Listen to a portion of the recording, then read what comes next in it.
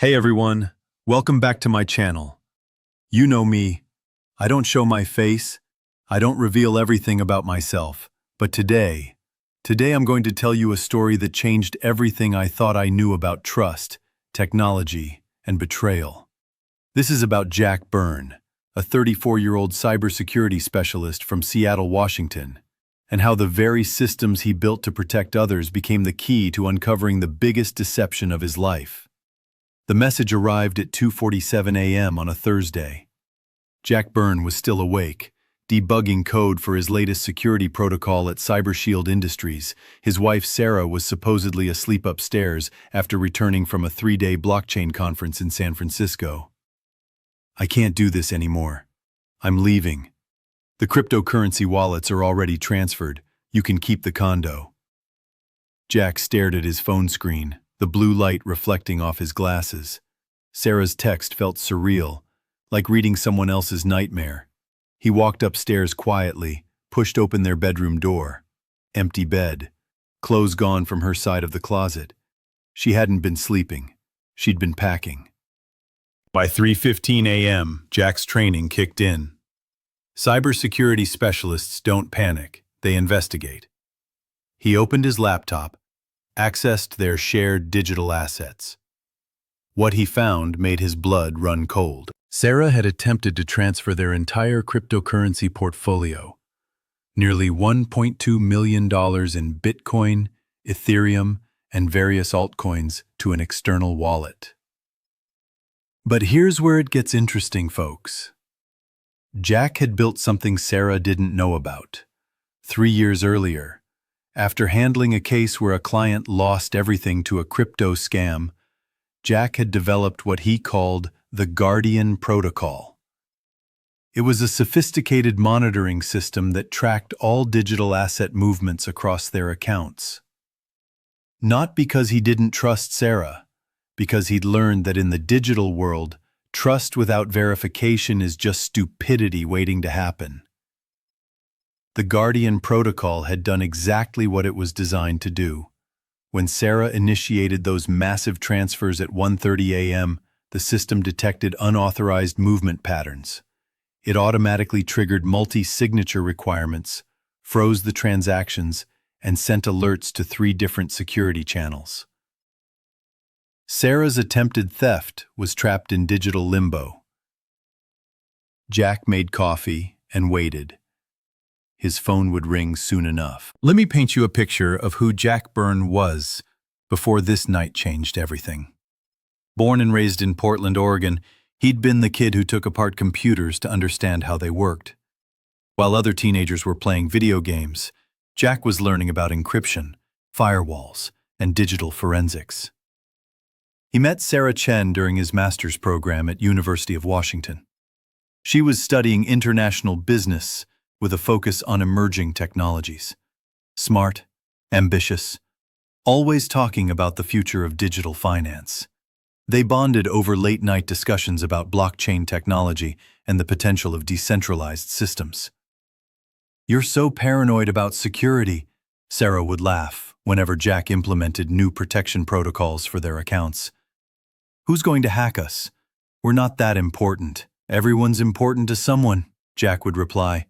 "And everyone's a target to someone else." They married 4 years ago in a small ceremony overlooking Puget Sound. Sarah started working at Innovate Tech Solutions, a fintech startup specializing in blockchain implementations for corporate clients. Jack joined CyberShield Industries, where he quickly became their go-to expert for cryptocurrency security. Their life seemed perfect. Sarah traveled frequently for work. Conferences in Austin, client meetings in Denver, blockchain summits in Miami. Jack preferred staying home, coding, building better security systems. They complemented each other, or so he thought. The red flags started 6 months ago, subtle as shadows at dawn. Sarah stopped asking about their crypto portfolio's performance. She'd always been interested before, checking prices, discussing which coins to buy or sell. Suddenly, silence. 3 months ago, she opened a new MetaMask wallet without mentioning it. Jack only discovered it through his routine security sweeps of their home network. 2 months ago, Sarah started working late more often. Big project, she'd say. Implementing blockchain solutions for a major client. 1 month ago, Jack noticed something that made his cybersecurity instincts scream. Sarah had been accessing their shared crypto accounts from an IP address in Vancouver, Canada. When he asked about it, she claimed she'd been using a VPN for work security. But Jack knew every VPN service, every IP range, every technical explanation. Sarah's story didn't add up. So he upgraded the Guardian protocol, added behavioral analysis, pattern recognition, anomaly detection. The system began learning Sarah's normal digital habits, building a baseline of her typical crypto activities. What it discovered made Jack's stomach turn. For 8 months, Sarah had been making small, seemingly insignificant transfers. $20 here, $50 there. Amounts too small to trigger standard alerts, but consistent enough to establish a pattern. She was testing the system, learning its blind spots. Or so she thought. The Guardian protocol caught every transaction, cataloged every pattern, built a complete profile of what Jack now realized was reconnaissance for a major theft. The call came at 6:43 a.m., just as Jack was finishing his second cup of coffee. Jack, my wallet's not working. Sarah's voice carried that edge he recognized from her work presentations when technical demos failed, controlled panic disguised as mild frustration. Which wallet? All of them. The transfers aren't going through. The apps are showing errors. What transfers? Silence. Then, I moved our crypto to a new security wallet. Better protection. Jack almost laughed. Sarah was trying to convince a cybersecurity expert that she'd stolen their money for better protection. The transactions are frozen pending security review. Jack said calmly. Multi-signature verification required for transfers over $10,000. Since when? Since I implemented it 3 years ago. You just never triggered it before. More silence. Jack could hear her breathing, processing the implications. How long until the review completes? Depends on what the investigation finds. She hung up.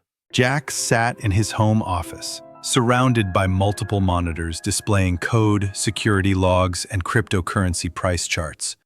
The Guardian protocol was working perfectly, doing exactly what he'd designed it to do, protect their digital assets from unauthorized access. Even when the unauthorized user was his wife. By Thursday afternoon, Jack's phone was buzzing with messages from Sarah. He didn't read them. Instead, he did what any good cybersecurity expert would do. He investigated. The deeper he dug, the worse it got. Sarah hadn't just attempted to steal their crypto. She'd been running a sophisticated operation for months. Using her position at Innovate Tech Solutions, she'd gained access to client cryptocurrency accounts. Small amounts at first, then larger sums as she gained confidence. Jack found evidence of at least 12 different crypto wallets tied to Sarah's activities. Wallets containing Bitcoin, Ethereum, Litecoin, and several altcoins. Conservative estimate? She'd stolen over $800,000 from her employer's clients.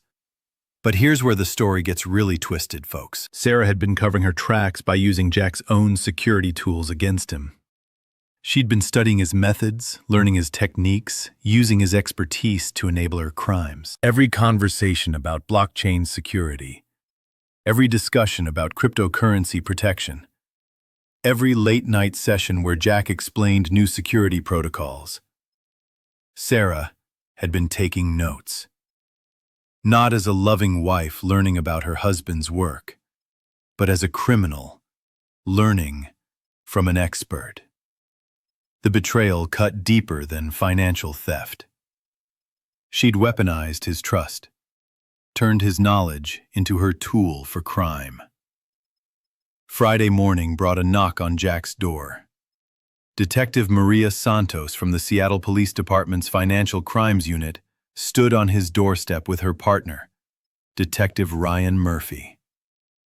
Mr. Byrne, we need to talk about cryptocurrency transactions linked to your wife's workplace. Jack invited them in, made coffee, and explained the Guardian protocol. He showed them the logs, the frozen transactions, the evidence his system had automatically collected. Your security system flagged the initial suspicious activity that led us to investigate Innovate Tech Solutions, Detective Santos explained. We've been building a case against a cryptocurrency theft ring, operating out of several fintech companies. Sarah's involved? Your wife appears to be a key coordinator. We have evidence of systematic theft from client accounts, money laundering through multiple crypto exchanges, and coordination with accomplices in 3 different states. Jack felt the room spinning. His wife wasn't just a thief, she was running a criminal enterprise. Detective Murphy leaned forward. We need your help, Mr. Byrne. Your technical expertise could be crucial in understanding how they bypassed security measures at multiple companies. Over the next 4 hours, Jack walked the detectives through everything. The Guardian Protocol's logs, the suspicious transactions, the pattern of small test transfers followed by larger thefts. His system had been collecting evidence of a multi-state cryptocurrency crime ring without him realizing it. How much are we talking about total? Jack asked. Preliminary estimate? Over $3.2 million across all victims. Jack stared at his monitors. Screens full of code he'd written to protect people from exactly this type of crime. His wife had been using his own house, his own network, his own expertise, to steal millions from innocent victims. The weekend brought more revelations. Federal agents from the FBI's cybercrime division joined the investigation. Agent Jessica Chen, no relation to Sarah, thankfully, explained the scope of what they'd discovered. Your wife was part of a sophisticated network, targeting cryptocurrency holders across the Pacific Northwest. They'd identify high-value accounts, gain access through social engineering and insider knowledge, then transfer funds through a complex web of digital wallets before converting to untraceable privacy coins. Sarah had been living a double life for over a year. The conferences, the business trips, the late nights at work. She'd been meeting with co-conspirators, planning heists, setting up the infrastructure for large-scale cryptocurrency theft. Agent Chen showed Jack surveillance photos. Sarah meeting with unknown individuals in coffee shops, passing USB drives, exchanging what were obviously encrypted communications. The good news is, your Guardian Protocol provided us with the cleanest evidence trail we've ever seen in a cryptocurrency crime case. Every transaction logged, every anomaly flagged, complete audit trail of suspicious activity. Jack had spent years building systems to catch criminals. He never imagined the biggest criminal in his life was sleeping next to him every night. Monday brought the arrest. Jack watched from his office window as federal agents took Sarah into custody outside Innovate Tech Solutions. She didn't resist, didn't run, just walked calmly to the waiting car like she'd been expecting this moment. Her text message arrived 20 minutes later. I never meant for you to get hurt. Jack deleted it without responding. Tuesday's headlines read, Major cryptocurrency theft ring busted in Seattle. Sarah's name was listed among 8 defendants facing federal charges: wire fraud, money laundering, conspiracy, computer fraud, charges that carried decades in prison. The local news interviewed some of the victims. Retirees who'd lost their savings, small business owners whose crypto investments had vanished, young families whose college funds had been stolen. Real people whose lives had been destroyed by Sarah's greed. Jack recognized some of the names from his own client work at CyberShield. People he'd helped secure their digital assets, only to have those same assets stolen by his wife. The federal investigation expanded rapidly. Within a week, agents had identified victims in 7 states and 2 countries. The cryptocurrency theft ring had been operating for nearly 2 years, stealing from individuals, businesses, and even some smaller cryptocurrency exchanges. Sarah's role became clearer as the investigation progressed. She wasn't just a participant, she was the technical coordinator. Using knowledge gained from Jack's work and her position at Innovate Tech, She'd developed the methods used to bypass security measures at multiple companies. Agent Chen called with updates. Your wife's laptop contained detailed plans for targeting additional cryptocurrency exchanges. They were preparing for what would have been the largest crypto heist in U.S. history. The planned target? CyberShield Industries. Sarah had been gathering intelligence on Jack's workplace, learning about their security protocols, preparing to steal from the very company where her husband worked to protect people from cryptocurrency crime. The irony was almost poetic. The Guardian protocol Jack had built to protect their personal assets had prevented Sarah from completing the final phase of her criminal career, stealing from his own employer. 3 weeks after Sarah's arrest, Jack received an unexpected visitor. Michael Torres, CEO of Innovate Tech Solutions, appeared at his door, looking exhausted and decades older than his 50 years. "I need to apologize," Michael said, "and I need your help." Over coffee, Michael revealed the full extent of the damage.